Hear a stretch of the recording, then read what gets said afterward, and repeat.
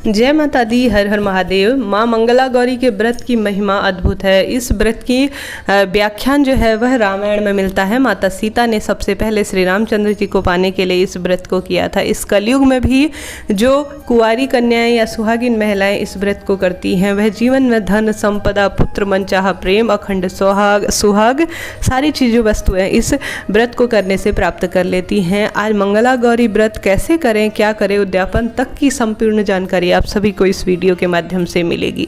सबसे पहले 2022 में, जैसे कि आप स्क्रीन पर भी देख पा रहे हैं, 4 मंगला गौरी व्रत पड़ेंगे। कब से आरंभ करना है? मंगलवार के दिन, जब पहला मंगलवार पड़ेगा सावन का, तब से इस व्रत को आरंभ कर सकते हैं। और साथ ही इस व्रत में 16 चीज़ों की बहुत महत्वता है। आप चाहें तो 16 मंगलवारी व्रत कर सकते हैं। उसमें से सावन से आरंभ करने के बाद जब तक यह 16 ना हो उस दिन तक कर सकते हैं। चाहे तो सावन में 4 पड़ रहे हैं, आप 4 व्रत भी संपन्न कर सकते हैं। अब पूजा विधि शुरू करते हैं। पूजा विधि कैसे करनी है? सबसे पहले एक लाल रंग का पट्टा या कोई इस तरह का पाटा इत्यादि, जो कपड़ा, किसी चौकी इत्यादि में लाल रंग का कपड़ा बिछा लीजिए। उसके बाद माता गौरी के किसी भी स्वरूप की माता भगवान शिव के साथ विराजमान हो तो उनका पूजन करें। इसके साथ ही संभव हो तो मिट्टी के बना सके तो काफ़ी उत्तम है, नहीं तो बाजार से मिल जाती हैं, आपके पास उपलब्ध हो। शिव परिवार उसमें माता गौरी विराजमान होती हैं, उनका पूजन कर सकते हैं। साथ ही इस व्रत में 16 दीपक लगाए जाते हैं। आप चाहें तो अलग अलग मिट्टी के 16 दीपक लगा सकते हैं, चाहें तो 16 बातियों का चौमुखा दीपक लगाया जाता है। तो 16 बातियों का चौमुखा दीपक किस प्रकार से होता है? 4-4 आप पतली पतली सी कोई सूत या किसी चीज़ से, जैसे कपास इत्यादि से बनाकर 16 पतली पतली बत्तियां बना सकती हैं। उन्हें किसी आटे का कोई ऐसा दीपक बना लीजिए जिसमें 4 मुख बने हुए हों। कहने का अर्थ है 4 तरफ से उन्हें लगा लीजिए और यह चौमुखा दीपक हो गया। इस तरह से किया जा सकता है। देखिए, कोई भी पूजा हो उसे बड़े रूप में करेंगे तो वह विस्तृत रूप से हो जाएगी, उसे छोटे स्वरूप में करेंगे तो वह छोटे स्वरूप में हो जाएगी।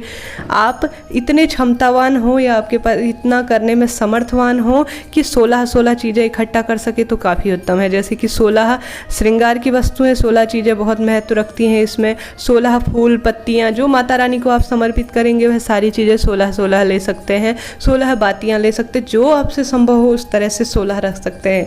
अगर संभव ना हो, मेरे क्षेत्र में ऐसा चलन है कि सामान्य तौर पर माता रानी का दीपक प्रज्वलित किया जाता है, एक और दूसरी तरफ 16 बातियों का एक दीपक प्रज्वलित किया जाता है। माता रानी के पास, माता रानी के लिए जो सामग्री उपलब्ध हो, सामान्य तौर पर जिस तरह से व्रत किया जाता है 16 सामग्रियाँ इस्तेमाल नहीं की जाती है।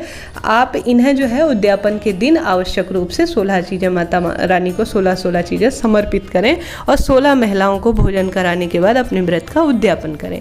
देखिए, हर कोई इतना क्षमतावान नहीं होता या इतना इंतजाम नहीं कर पाते, बिजी शेड्यूल हो गया है कि 16 चीज़ें जो है इकट्ठा कर पाए। तो ऐसे में क्षतिपूर्ति के लिए उद्यापन बनाया गया है। ऐसे में आप सभी को इस तरह से जो है पूजन कर लेना होगा। लाल रंग के वस्त्र या हरे रंग के वस्त्रों का चुनाव करें।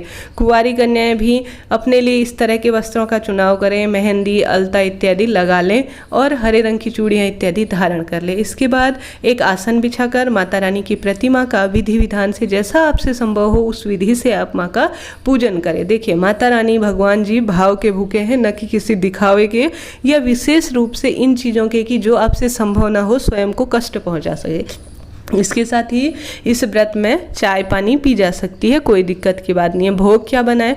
अब हलवा या जिस तरह से माता रानी का लिए खीर इत्यादि बनाते हैं, ऐसा कोई मीठा जो भोजन माता रानी को समर्पित किया जा सकता है वह जो है अपने लिए और माता रानी के लिए भोग के रूप में समर्पित करें। और इस समय जो मौसमी फल है वह भी माता रानी को भोग के रूप में लगाएं। माता रानी के लिए मिठाई इत्यादि भी ला सकते हैं। संभव हो तो हर मंगलवार के दिन आप नए वस्त्र माता रानी के लिए सिल सके, जैसा आपसे संभव हो। हल्दी, कुमकुम, माता रानी को जो श्रृंगार की वस्तुएं आपसे उपलब्ध हो पाए माता रानी को समर्पित करें। इस तरह से पूरे दिन व्रत करें। शाम के समय पर मीठा खाकर ही इस व्रत को खोल लें। और इस तरह से यह 5 या 4, इस साल तो 4 हो रहे हैं, तो 4 मंगला गौरी व्रत किए जाएंगे। जिस दिन उद्यापन होगा, संभव हो तो स्वयं से या पंडित जी को बुलाकर छोटा सा हवन कर ले। नहीं भी कर पाए हवन तो कोई दिक्कत नहीं है।